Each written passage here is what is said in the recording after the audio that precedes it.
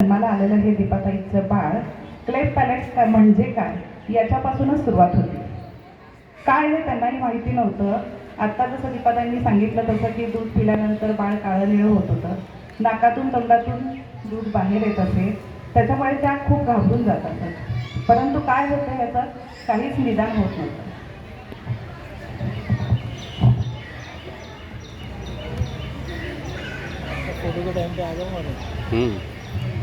बाळ 3 दिवसांचं असताना त्याला कावीळ झाली आणि त्याच्यामध्ये स्पीड्स पण यायला सुरुवात झाली.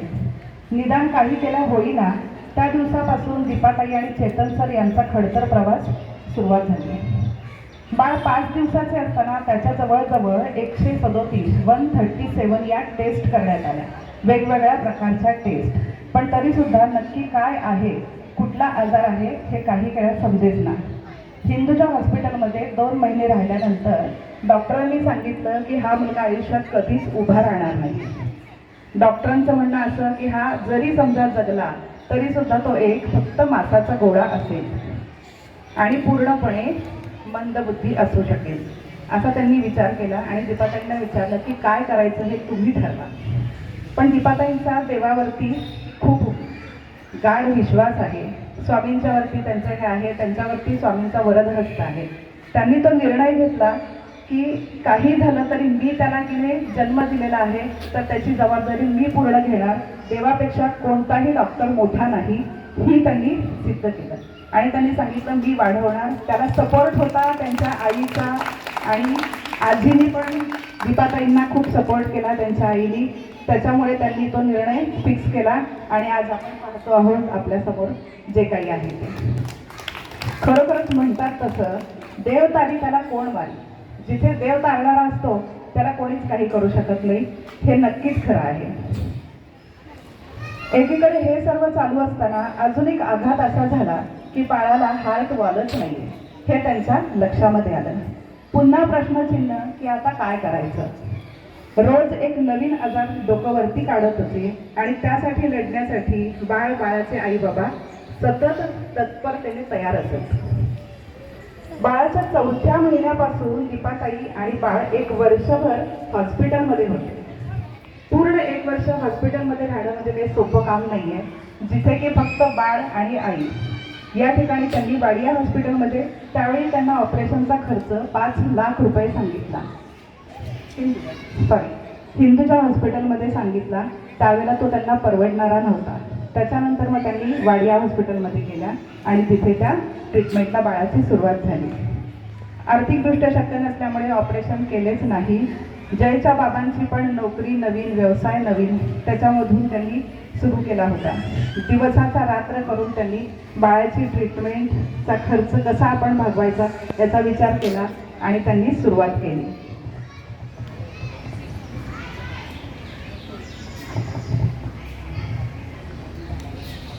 रोज नवीन चॅलेंज सुरू झाले. जयचे आई बाबा दोघेही रोज नवीन नवीन लढाया लढत होते. दीपाताई सांगतात 4थ्या महिन्यापासून मी जय बरोबर बोलत असे. म्हणजे बाळाशी 4थ्या महिन्यापासून दीपाताई बोलत असे की त्याला काही कळत नाही, त्या बोलतात त्यांना स्वतःला तरी कळत होती की नाही माहिती नाही, शंका येते मला, पण त्या बोलत असत. कारण त्यांना वाचनाची प्रचंड आवड आहे. देवावरचा विश्वास, देवांची वाचलेली पुस्तकं, कथा, कादंबऱ्या, ह्या सगळ्या गोष्टी त्या जयला सांगत असत. मी एकटीच हॉस्पिटलमध्ये काय करू म्हणून मी त्याच्याशी बोलायचे, नाही तर मी खचून गेले असतं, असं त्यांनी मला सांगितलं. त्याच्यानंतर त्या म्हणाल्या की मला एक असं याच्यामधूनच समजलं की मी बाळाशीच बोलेन. कोणी नाही आहे तर बाळ माझ्याबरोबर आहे तर मी त्याच्याशीच बोलेन. हळूहळू जयच्या तब्येतीत सुधारणा व्हायला लागली आणि 1 वर्षानंतर त्या जयला घेऊन घरी आल्या. त्याचं त्याच वेळेला 8व्या महिन्यात फर्स्ट ऑपरेशन पण झालं त्याचं. त्याच्यानंतर घरी आल्यानंतर घरामध्ये सर्व भिंतीवरती वेगवेगळे कलरफुल चार्ट त्यांनी लावले. जयला कधीच की नाही खेळण्यांची आवड नव्हती. तो चार्ट बघायचा आणि आई जे दाखवेल ते तो बघायचा. प्रत्येक गोष्ट आईच्या बरोबर करणं हे आजही जयचं की नाही हे तो त्याच्या आई बरोबरच सगळं करतो. आई जे करणार ते योग्यच आहे, हा त्याचा पूर्ण विश्वास आहे आईवरती. त्या सांगतात जयनी कधीच कोणती खेळली पण खेळली नाही आणि मागितली पण नाही. जे आई दाखवायची ते त्याला मान्य होतं, ते लक्ष देऊन तो ऐकायचा. आई बोलत असेल ते सगळं तो ऐकायचा. 3.5-4 वर्षांचा आता जय झाला. शाळेत घालायचं म्हणजे आता पुन्हा की नाही नवीन प्रश्न आलाच की शाळेत कोणता घालायचं, स्पेशल शाळेत घालायचं की नॉर्मल शाळेत घालायचं, हा प्रश्न त्यांना भेडसावत होता. त्यांनी विचार केला की आपण बघूया की काय करायचं ते. म्हणून त्या एका सायकॅट्रिस्टकडे गेला आणि तेथे त्यांचा एक अनुभव त्या सांगतील आता.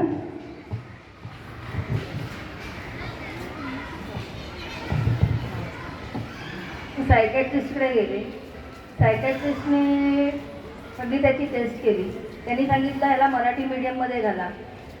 मी मराठी मीडियमसाठी खूप प्रयत्न केला, पण ठाण्यामधल्या एकाही मराठी मीडियमने मला ॲडमिशन दिली नाही. त्यावेळी मला म्हणजे तेव्हा मी रागाने बोलायची, सांगतात मराठी मीडियम बंद होत आहे, मराठी मीडियम बंद होत आहे. तर मला मराठी मीडियममध्ये ॲडमिशन मिळाली.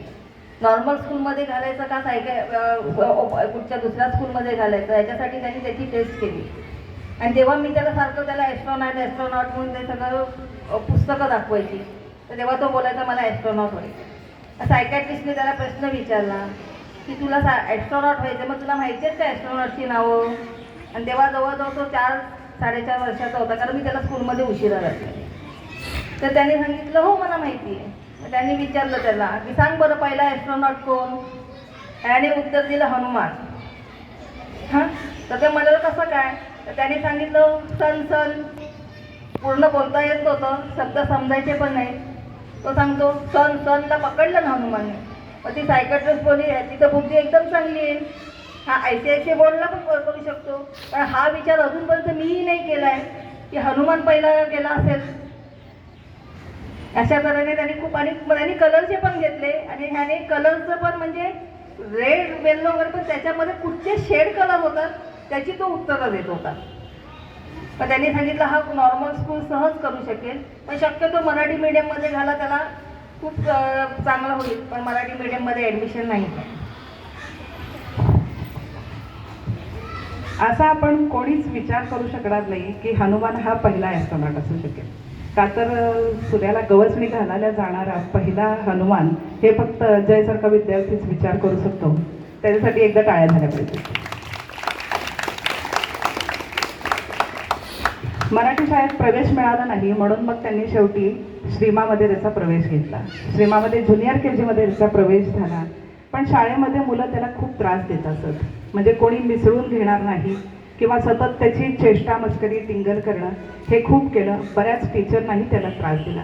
मी पाहिलेलं आहे, कारण माझा मुलगा आणि जय एकाच शाळेमध्ये होते. दीपा रोज त्याच्याबरोबर जाऊन बसायची शाळेमध्ये, 6 तास ती थांबायची आणि मुलाला परत घेऊन यायची. तिचा स्ट्रगल हा डोळ्यांनी कायम पाहिलेला आहे. त्याची साथ तिने कधीच सोडली नाही. त्याच्याबद्दल दीपासाठी एकदा टाळ्या. शाळेमध्ये कितीही त्रास दिला किंवा कुठेही जर तोंड गेला, मुलांनी त्रास दिला किंवा कोणी काही बोललं, तरी जय घरी येऊन कधीच सांगत नसे. कारण त्याला बोलून व्यक्त होता येत नाही. बोलून व्यक्त न होता येत नाही म्हणून की नाही सांगणार नाही. पण आई आहे तर तिला ते सगळंच कळत होतं की जेव्हा त्याचा मूड ऑफ असायचा त्यावेळेला तिला कळायचं की कोणीतरी याला त्रास दिलेला आहे. तेव्हा तिला प्रश्न पडायचा किती जणांपासून आणि मी या मुलाला कसं वाचवू, कुठे कुठे मी त्याला पुरणार आहे. हा प्रश्न तिला अजूनही आत्ताही वयाच्या 24व्या वर्षी भेडसावत असतो. पहिल्यापासूनच जयचा अभ्यास तयार असायचा, डोक्यामध्ये तयार, पण लिहिता यायचं नाही. स्पीड त्याचा कमी होता. आता त्याच्या मागचं कारण काय होतं, तर उजव्या हाताला त्याला एक वेनच नाही आहे. तर ती वेन नसल्यामुळे त्याचा स्पीड कमी पडतो. पण कधीही त्यांनी शाळेमध्ये जास्तीचा वेळही मागून घेतला नाही आणि त्याच्यावरती त्यांनी तक्रार पण केली नाही. जर समजा 100 मार्काचा पेपर आहे आणि जर समजा त्यांनी 70-75 मार्काचा पेपर सोडवला तर सगळे मार्क त्याला मिळायचे. 25 मार्काचा पेपर सुटलेला तोच फक्त किने राहिलेला असायचा. हे आपलीही मुलं करत नाही.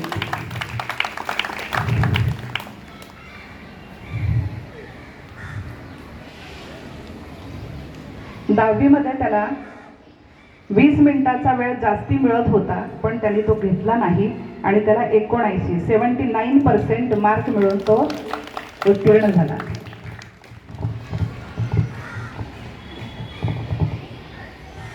आता 10वीचा रिझल्ट लागला, पुढे काय करायचं, पुन्हा प्रश्नचिन्ह. आता 10वी नंतर त्यांनी विचारलं आईने की जय काय करायचंय तुला, तर म्हणाला कॉलेजला ॲडमिशन घ्यायची आहे. ठाणा कॉलेजमध्ये ॲडमिशन घेतली. शाळेमध्ये असताना बोलता येत नाही म्हणून संस्कृत विषय घेण्यास त्यांनी बंदी घातली. पण कॉलेजमध्ये गेल्यानंतर जयनी आवर्जून संस्कृत हा विषय घेतला. संस्कृत विषय घेऊ दिला नाही, पण संस्कृत घेतला. त्याचबरोबर इकॉनॉमिक्स आणि हिस्ट्री असे पण त्यांनी विषय घेतले. तसेच फ्रेंच आणि मोडी लिपीही त्याला येते. या दोन्ही भाषांमध्ये त्याचं प्रभुत्व आहे. त्याच्यानंतर ब्राह्मी ही एक लिपी असते. ती लिपी जी आहे ते सम्राट अशोकांच्या काळामधली आहे, ती पण त्याला अवगत आहे. बरोबरीने उर्दू भाषेवरती पण त्याचं प्रभुत्व आहे. त्याचबरोबर तो रेकी थेरपीही करतो. तो स्वतःवरती आणि लोकांवरती पॉझिटिव्हिटीची रेकी थेरपी तो उत्तम प्रकारे करतो. किती आणि काय काय सांगायचं. जय म्हणजे एक अजब रसायन आहे, हेच खरं आहे. किती कौतुक करावे तरी कमीच आहे. दीपाताई सांगतात, मी जे म्हणेन ते तो करतो. म्हणजे पॉझिटिव्ह असणे हे मी त्याच्याचकडून शिकलेले आहे. कोणतेही पुस्तक हातामध्ये घ्या, पूर्ण केल्याशिवाय चैनच पडणार नाही. मग ते बायबल असू द्या, कुराण असू द्या, भगवद्गीता असू द्या, रामायण असू द्या, महाभारत असू द्या, इनसायक्लोपीडिया असू द्या, किंवा कोणत्याही प्रकारची गोष्टीची पुस्तकं असू द्या. प्रचंड वाचन. घरामध्ये फक्त पुस्तकं आणि फक्त पुस्तकं आहेत त्यांच्या घरामध्ये. आणि प्रत्येक पुस्तक आईनी आणि मुलांनी दोघांनी वाचलेलं आहे. त्याच्यामुळे त्याला काही अडलं तर आई, आईला अडलं तर मुलगा, असं दोघंही त्यांना साथ देतात पुस्तकांच्या बाबतीत आणि आयुष्यात पण. कुठल्याही पुस्तकातला कुठलाही प्रश्न कधीही कोणीही विचारा, उत्तर आमच्याकडे तयारच असतं. विचारून तुम्ही बघू शकता कधी भेटला तर. पूर्ण जगाचा मॅप तो तुम्हाला काढून दाखवू शकतो. कुठला देश कुठे, कुठल्या भागामध्ये आणि देशामधील प्रत्येक गोष्ट, तिथलं जे काही आहे तुम्हाला सगळं तो सांगू शकतो. BA विथ इकॉनॉमिक्समध्ये त्याला स्कॉलरशिप पण मिळाली होती. पुढे की नाही दीपाताई सांगतील. ती जे स्कॉलरशिप जी मिळाली ना, ह्याचं सगळं क्रेडिट जे आहे ते रीना टीचरला आहे. कारण शेवटच्या क्षणाला मी तिच्याकडे पाठवलं होतं आणि तिने त्याचा पूर्ण अभ्यास करून घेतला होता. आपल्या सोसायटीत राहणाऱ्या रीना टीचरसाठी एकदा टाळ्या होऊ द्या. त्याला स्कॉलरशिप पण मिळाली इकॉनॉमिक्समध्ये. कॉलेजनी सिलेक्ट स्टुडंट केला आणि मग दुबईला पाठवण्याचा त्यांनी हे केला, विचार केला. पण त्याला एकट्याला पाठवणं शक्य नसल्यामुळे दीपाताईंनी तो निर्णय मान्य नाही केला. पुढे MA विथ हिस्ट्री करणार असं जयनी सांगितलं. सुरुवात झाली MA पूर्ण करण्यासाठी. त्याच्यानंतर दिव्यांग विद्यार्थी म्हणून तो पहिला आला, हे आत्ताच आपण सांगितलेलं आहे. अजून एक कौतुकाची गोष्ट म्हणजे त्याचा हिस्ट्रीचा जो पेपर आहे ते युनिव्हर्सिटीने लायब्ररीमध्ये रेफरन्ससाठी पण ठेवलेला आहे. मुंबई युनिव्हर्सिटीमध्ये जय मांजरेकर या नावाने हिस्ट्रीचा पेपर रिसर्चसाठी ठेवलेला आहे. कधी कोणी जर समजा तुमच्यापैकी असेल तर तिथे जाऊन बघू शकता. आपण म्हणतो स्पेशल चाइल्ड आणि नॉर्मल चाइल्ड. खरोखर कोण स्पेशल आहे सांगा बरं आता. म्हणजे नेहमी वागणूक थोडीशी वेगळी मिळते, पण की नाही खरी स्पेशल मुलं तर ही खरोखरच स्पेशल असतात. त्यांच्यामधून घेण्यासारखं आपल्याकडे खूप आहे, पण आपल्याला समजत नाही. तर आजूबाजूला कुठे तुमच्याकडे असतील असं मुलं तर त्याला की नाही सहानुभूती न दाखवता प्रेमळपणाने जवळ करा.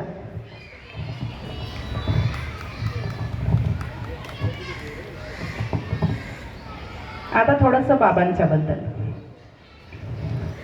घरी आल्यानंतर बाबा थकून बकून येतात हे त्याला माहिती आहे की आपल्यासाठी काबाड कष्ट करून त्यांनी आजपर्यंत मला इथंपर्यंत आणून पोचवलंय, याची जाणीव त्याला खूप आहे.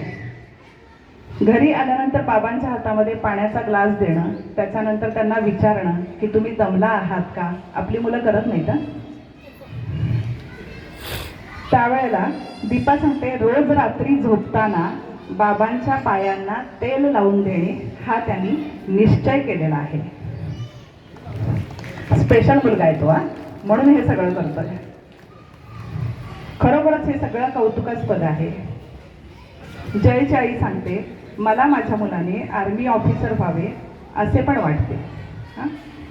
जयची आई म्हणून माझी ओळख असावी असं मला नेहमी वाटत असे आणि ती जयनी खरं केलेली आहे. आज मला कुठेही गेलं तरी की नाही जयची आई म्हणून मला ओळखतात. कॉलेजमध्ये गेल्यानंतर मुलांचा गराडा दीपाताईंच्या भोवताली पडतो, का तर जयची आई आहे म्हणून. त्याच्यानंतर सगळ्या टीचर्स पण जयच्या आईचा सन्मानाने बोलतात. त्याच्या पुढचं थोडंसं आपण दीपाच्या तोंडूनच ऐकूया. मी कधी कॉलेजमध्ये गेले, एक म्हणजे माझ्या मुलीच्या ॲडमिशनसाठी म्हणून आम्ही त्या लाईनमध्ये उभं होतो. जय MAची ॲडमिशन घ्यायला वरती गेला होता, तो जस्ट खाली आला आणि प्रिन्सिपलच्या केबिनच्या बाहेर आम्ही बसलो होतो आणि तिथूनच लाईन पुढे जात होती आणि बाहेर आला आणि तो आमच्याशी बोलत होता. तर प्रिन्सिपलच्या बाहेर जो पिऊन असतो त्याने जयला विचारलं आणि त्यांनी विचारलं हे कोण. त्याने सांगितलं ही माझी आई, माझी बहीण. तो पिऊन आतमध्ये गेला, त्याने सांगितलं जयची आई बहीण आली. प्रिन्सिपल आतमधून बाहेर आली, मला विचारलं काय आहे. ती मग माझ्या मुलीच्या ॲडमिशनसाठी आली, की मी त्याच्यासाठी थांबली आहे. प्रिन्सिपल स्वतः मला घेऊन आतमध्ये गेली. तिने सांगितलं की ही जयची बहीण आहे. तिच्या फॉर्मवरती लिहिलं जयची बहीण आणि फॉर्म कुठेही लाईनमध्ये उभं न राहता माझा फॉर्म आतमध्ये घेतला आणि ॲडमिशन पण मिळाली जयची बहीण म्हणून. आणि तिचा प्रॉब्लेम असा होता की ती कुठेही असेल, क्लासला लेक्चरला नसेल बसली की तिला फोन जातो जयची बहीण कुठे आहे. ती म्हणते मी उगाच या कॉलेजला ॲडमिशन घेतली, मला जे सगळे लेक्चर्स अटेंड करतो आणि मला एक लेक्चर पण बंद करायला मिळत नाही. आणि कधीही मी गेले कॉलेजला प्रिन्सिपलच्या कॅबिनमधून मला म्हणजे मी असं नाही म्हणत, पण नॉर्मल मुलांच्या पण शाळेत नसेल पण मला कधी प्रिन्सिपलने चहा वगैरे घेतल्याशिवाय पाठवलं नाही की त्या माझ्यासाठी चहा मागवतात. आणि हे म्हणजे माझी खूप असं होतं, मी नेहमी जयला सांगायचे की एक दिवस मला तुझी आई म्हणून ओळखतील म्हणून. आणि 9वीत असताना जयने माझ्यावरती निबंध लिहिला होता शाळेमध्ये माझी आई म्हणून. आणि त्याच्यात मी त्याला सांगितलं होतं की तू अशक्यही शक्य करतील असं. आम्ही अशक्य नाही, शक्य आहे. अशक्यातलं अ काढून त्यात सगळं शक्य होईल आणि ते त्याने करून दाखवलंय मला.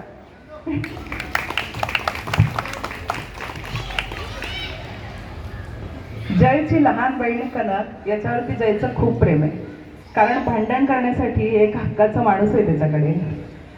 बरोबर ना जय?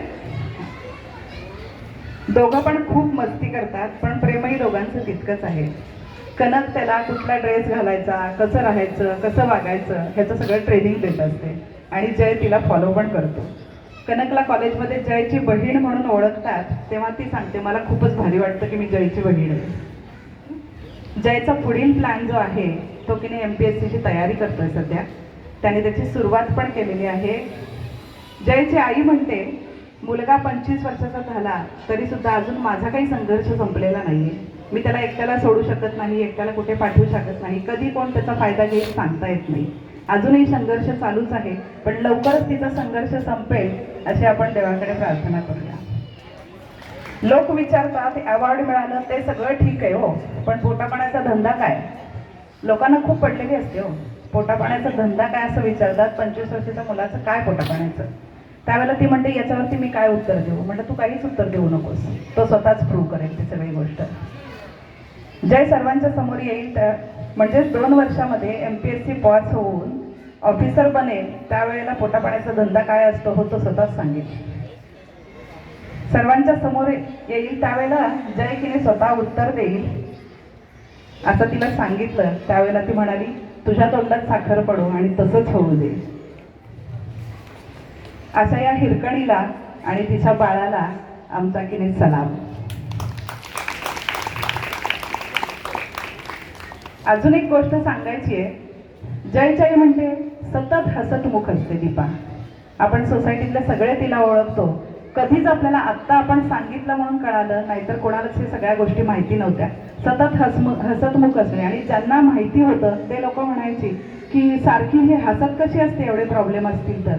ती गोष्ट तिच्याकडून शिकण्यासारखी आहे. आपण छोट्या छोट्या प्रॉब्लेमला म्हणतो की माझ्याच आयुष्यामध्ये का आहे, तर देवावरच्या निष्ठेने आणि श्रद्धेने तिने ते पूर्ण हसतमुख चेहरा ठेवण्याचं आणि जे समोर येईल त्याला सामोरं जाण्याचं सामर्थ्य तिच्यामध्ये आहे. आपणही हे तिच्याकडून शिकलं पाहिजे. सांगते मी भांडणार कोणाशी की माझ्या नशिबात का असं, मी देवाशी भांडते. अगदी हसत हसत तिने मला सांगितलं. तिच्याच तोंडून आपण ऐकूया. भांडते म्हणजे मी कधी कधी देव उचलून सगळं गुंडाळून ठेवून देते. सगळं ठेवून कुठे पण असे टाकून देते, मग थोड्या वेळाने सांगते जाऊ दे चुकले मी, मला माफ कर. असे अक्षरशः असे भरते आणि कधी कधी असं वाटतं की त्याला फेकून द्यावं कचऱ्याच्या डब्यात, की हे काय सगळं मलाच काय सर्व. तर खूप म्हणजे असे खूप वाईट वाटतं त्यावेळेला. खूप असं लोक बोलतात. कधी मला असं लोकांनी पण विचारले, हा नॉर्मल आहे असं. आणि मग त्यालाही विचारायचे तो नॉर्मल आहे का. मग तो सांगायचा मी नॉर्मल नाही आहे. मग मी सांगायची 2 हाताने जेवतोयस, चालतोयस, पितोयस, खाणं पिणं भूक तुला सगळं समजतंय, मग तू नॉर्मल आहेस का, तुला भरवावं लागतंय का. बरं, ॲबनॉर्मल मुलांना भरवावं लागतं. तुला जर बाकी सगळं समजतंय, तुला चालायला येतंय, तुला फिरायला येतंय, तुला भूक लागते, तुला टी व्ही बघायला समजतंय, तुम्हाला मोबाईल चालवायला समजतंय, म्हणजे तू नॉर्मल आहेस, तुला काही प्रॉब्लेम नाही. आणि त्याचा एक आहे, जे माझ्या आईला जमत नाही म्हणजे मला पण जमणार नाही, म्हणून मला सगळं जमतं. म्हणून त्याने कुठेही सांगितलं, त्याला मी लाठीकाठी लावली होती. हां, तुला सगळेजण मला ते ओरडत, त्याला हार्टचा प्रॉब्लेम आहे, काय नाही मरायचं असेल तर कधी मरायचं, मग असं म्हणण्यापेक्षा असं म्हणा, काहीतरी करून म्हणा. लोकांनी विचार बघावं नाही की बाबा हां काहीतरी कुठे नाही तर बाबा हार्ट ह्याच्याजवळ प्रॉब्लेम असताना, त्रास असताना लाठीकाठी शिकला म्हणून मी आणि त्याला मी कुठच्याच गोष्टीत असं नाही केलं. म्हणजे त्याचा NCCचा एक किस्सा आहे. तर मला मी स्वतः खूप आर्मीचं होतं, मी स्वतः जाऊन आली आहे. मी मेडिकलला फेल गेले आर्मीला.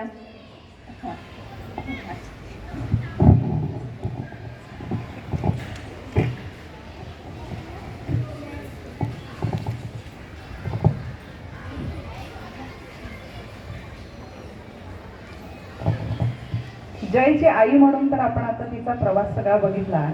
आता आई म्हणून होती, पण दीपा कशी आहे आता हे पहिल्यांदा आपण बघूया. केल्याने होत आहे रे, आधी केलेची पाहिजे. याप्रमाणे दीपाचं असं आहे की कुठलीही गोष्ट मी करू शकते हा तिच्याकडे विश्वास आहे. प्रथम दीपाची ओळख करून देते. Deepa Manjrekar MA with history आहे ती स्वतः, म्हणजे बाळकडू इथूनच आलेलं आहे मुलामध्ये हिस्ट्रीचं. भरतनाट्यममध्ये ती निपुण आहे. त्याच्यानंतर NCCमध्ये तिने लीडरशिप केलेली आहे. स्पोर्ट्स पर्सन म्हणून त्या आहेत. त्यांना आर्मी ऑफिसर व्हायचे होते, पण मेडिकल टेस्टमध्ये त्या सिलेक्ट झाले नाहीत, म्हणून ते स्वप्न पूर्ण अधुरं राहिलं त्यांचं, असं ते म्हणतात.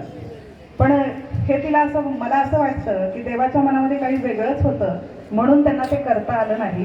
त्यांचं स्वप्न पूर्ण करण्याची जबाबदारी त्यांच्याकडे त्यांच्या मुलाच्या थ्रू होती, म्हणून त्यांना त्यावेळेला कदाचित थांबवलं असावं.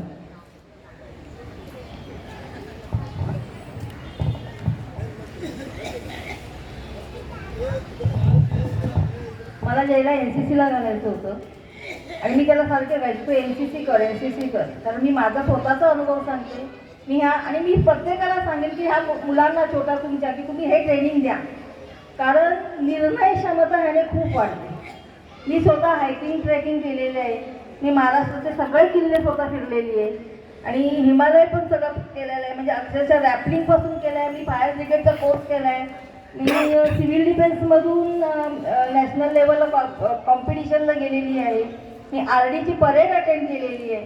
त्यामुळे मला फार होतं की म्हणजे माझा ग्रुपच असा होता की देशप्रेमाने भरवलेला, की सगळे NCC आर्मी वगैरे सगळे असंच करायला. आणि मला माझ्या मुलाने ते करावं असं फार इच्छा होती, पण त्याला त्याच्या शारीरिक ह्याच्यामुळे कॉलेजमध्ये घेतलं नाही NCCमध्ये. मग हा कॉलेज मी एवढं त्याच्या डोक्यात भरवलेलं होतं की तो कॉलेज संपल्यानंतर NCCच्या इथे बाहेर जाऊन उभा राहायचा पाठीमागे. मागे जाऊन असा उभा राहायचा की ते सगळे तिकडे त्यांचे लेक्चर चाललेले असायचे, हा तिथे उभा राहून फक्त एकच बसायचा. मग एकदा एका मेजर आला होता, त्याने त्याला त्या मुलांना प्रश्न विचारला होता की इथून लंडनला जायचं असेल तर तुम्ही बाय रूट कसं जाणार. सगळी मुलं अशीच बसली होती. ह्याने हात वरती केला होता मागून. मग त्यांनी त्याला बोलवलं आणि ह्याने त्याचं पूर्ण मॅप करून त्यांना उत्तर दिलं, इथे असं बाय रोड तुम्ही जाऊ शकता.